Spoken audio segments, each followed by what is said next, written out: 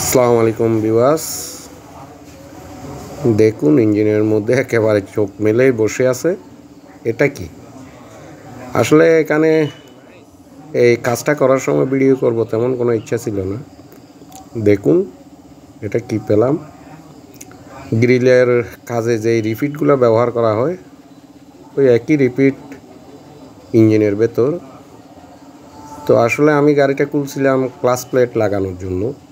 এখানে খোলার পর যখন প্রেসার দিয়ে ভেতরে একটু পরিষ্কার করার চেষ্টা করছিলাম তখনই তাকে দেখতে পাই, ও ভেতর থেকে বাইরে আসে। এটা দেখার পর ভাবলাম একটা ভিডিও করি, যা দেখার মতো একটা বিষয়। এখানে এখন ক্লাচ প্লেটগুলো পাল্টে দিচ্ছি। এগুলা হাফ ক্লাস ফুল ক্লাস সবগুলাই গেছে। আমি বাজাজ জেনুইন পার্টসটা নিয়েছি।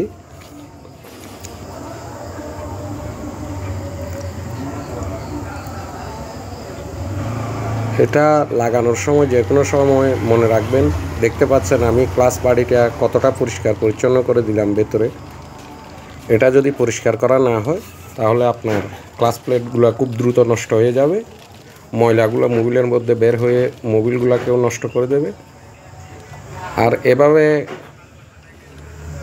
ক্লাচ হাফ পাল্টানোর সময় অনেক সময় দেখা যায় পূর্ণাঙ্গ সেট করা থাকে, আমরা পুরোটাই বসিয়ে দিয়ে একেবারে নাটটা লাগিয়ে দিই। এরকম লাগানোর পর পরবর্তীতে দেখা যায় ক্লাচ হচ্ছে না, গাড়িটা লাফ দিচ্ছে। আসলে এখানে দেখার একটা বিষয় আছে, এটা হচ্ছে মালটা অনেক দিন ধরে কোথাও না কোথাও কোনো গুদামে পড়ে থাকার কারণে ক্লাচ প্লেটের পাশে প্রেসার প্লেটে জং এসে পড়ে, তখন ক্লাচ প্লেট আর প্রেসার প্লেট একে অন্যের সাথে লেগে যায়। দেখেন অবস্থা। যে কোনো সময় এগুলো লাগানোর সময় এটা দেখতে হয়। এটা দেখে যদি একে অন্যের সাথে লেগে থাকে তাহলে কুলে একটু পরিষ্কার করে এবং মোবিল দিয়ে লাগাতে হয়, না হলে গিয়ার দেওয়ার সাথে সাথে গাড়ি লাফ দেবে, ক্লাচ হবে না। তো আমি পরিষ্কার করে নিলাম এবং মোবিলও একটু দিয়ে নিলাম। এখানে যে রিপিটটা আসছে, আসলে আমি অবাক হয়েছি এই রিপিটটা আসলো কি করে। আমার যতটুকু ধারণা হচ্ছে এটা ইঞ্জিন যে কোনো সময় ইঞ্জিন ফিটিংয়ের সময় ঢুকে পড়েছে, হয়তোবা কোনো হেল্পার ভুল করে এর মধ্যে এটা ঢুকিয়ে দেওয়ার পর ভয়ে হয়তো উস্তাদকে বলেনি। তো এরকম একটা রিপিট যদি কখনো উপর দিকে উঠতে পারে, গিয়ার বক্সের কোনো প্রিমিয়ামের সাথে টাচ করতে পারে রানিং অবস্থায়, তাহলে একেবারে গিয়ার বক্সটা ভেঙে চুরমার হয়ে যাবে। এখানে যে কোনো উস্তাদ কাজ করার সময় লক্ষ্য রাখতে হয়, ছোটো ছেলে পেলে আমাদের সাথে থাকে, ওরা ভুল করে হয়তো কোনো একটা জিনিস ওখানে বসিয়ে ফেলে দিল, কিন্তু ভয়ে ওস্তাদকে বলে না, হয়তো মারবে। তো যে কোনো সময় এই জিনিসটা লক্ষ্য রাখতে হয় আমাদেরকে। আমার যতটুকু ধারণা এরকম কোনো এক নতুন ছেলে পেলে ওস্তাদের পাশেই ছিল, এরকমভাবে এই রিপিটটা ঢুকে গেছে। তো মেকানিক ভাইদের এই দিকে একটু নজর দেওয়া দরকার, কেননা এই ধরনের ভুলগুলো নতুন ছেলে পেলে থাকলে পাশে ওরাই করে থাকে।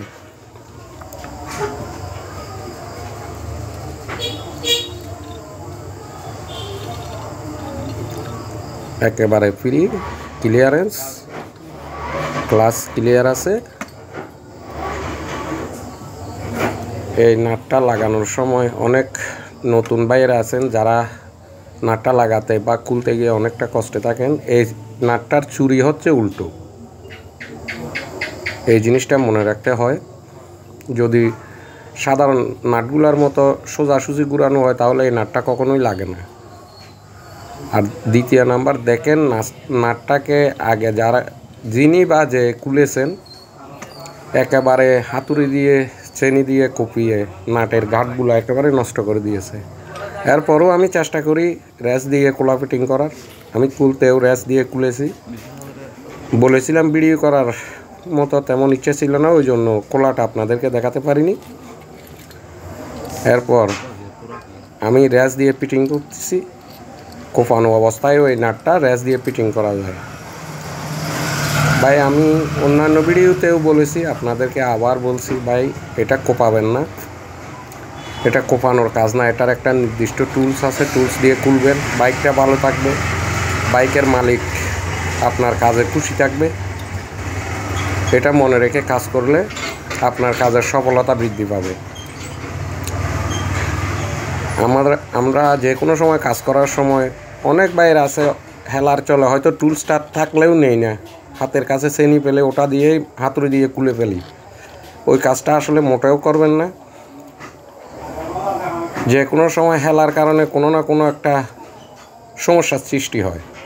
হেলা করে কাজ করার চাইতে এটা নিজের কাজ ভালোবেসে নিজের মতো করতে হয়। এরকম টুল দিয়ে আপনি কাজটা করবেন, যে কোনো সময় বাইকটা ভালো থাকবে, মালিক খুশি থাকবে, আপনি দ্বিতীয়বার খোলার জন্য নাট বোল্টগুলো জেনুইনলি পাবেন। আমরা অনেক সময় নিজেরাই ক্ষতি করে রাখি, পরের বার বাইকটা যদি নিজের কাছে আবার আসে আমরা কাজ করতে অনেক কষ্ট হয়।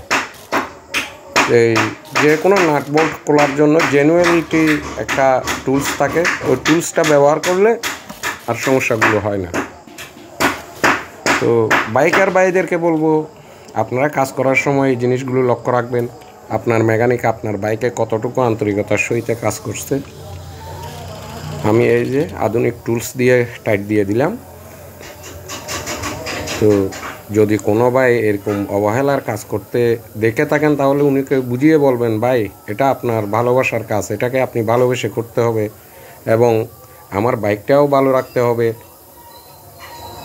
এবং এখানে মোবিল ফিল্টারিং হওয়ার যে হাফটা আছে এটা আমি ক্লিয়ার পরিষ্কার করে দিলাম। দেখেন এই জিনিসটা যে কোনো সময় খোলা ফিটিং হলে মেকানিক ভাইরা ক্লিয়ার পরিষ্কার করে দেবেন, কেননা এখানে যে ময়লাগুলো জমে থাকে এগুলো ক্র্যাঙ্কশ্যাফটে পৌঁছাবে। এটা ক্র্যাঙ্কশ্যাফটে পৌঁছালে আপনার কানেক্টিংটা খুব দ্রুত চলে যাবে। এই জন্য এটা যে কোনো সময় ভালোভাবে পরিষ্কার করে দেবেন, আপনার কাজের মান বৃদ্ধি পাবে। আমরা এটা চেষ্টা করি। আর যে কোনো ভাই এই লকটা লাগানোর পর একটু করে হলেও ঘুরিয়ে দেবেন লকটা জায়গায় বসেছে কিনা। আমরা অনেকে সাধারণভাবে লাগিয়ে দিই, লকটা খুলে পড়ে যায়, পরবর্তীতে কি এই মোবিল পৌঁছায়।